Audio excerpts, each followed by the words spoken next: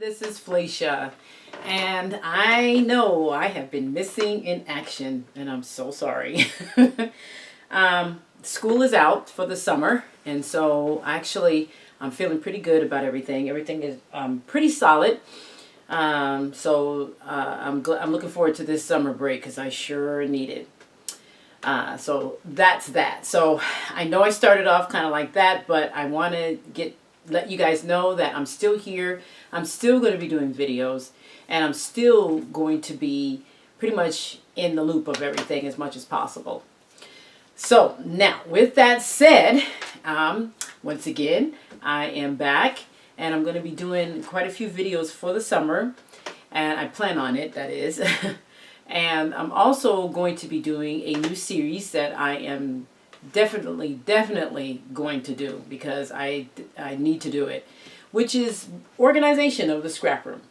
So every week I'm going to be coming to you with a new video on a new organization method for the scrap room.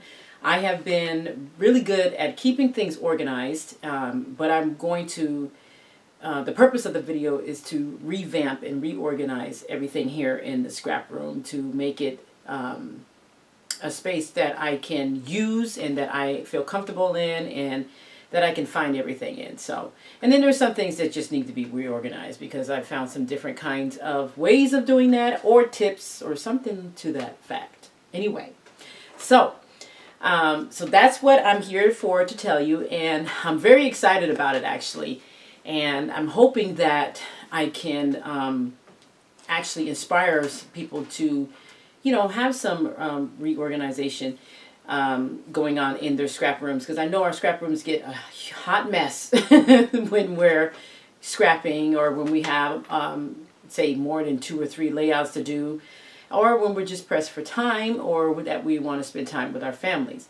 So there are different reasons for everybody. None of them are wrong or anything like that in that matter. It's just that we have to learn how to cherish our scrap space, and pretty much this is where we come to scrap and release a lot of for some of us, a lot of the stresses of the day, or just to have a just relaxing environment so that you can scrap and things like that. So I look at my scrap room as rehabilitation from the day's episodes or the week or the month even.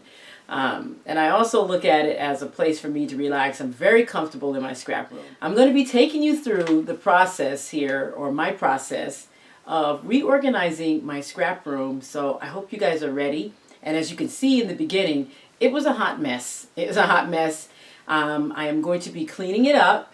And that way we could start organizing it, now that it's clean, once I clean it and everything and get everything put in its place. So, with further ado, we're going to go ahead and get started on that. And so be looking for the first of the series, Sundays. I'm going to be putting them out on Sundays. And so I said it twice. I said it twice. Sorry.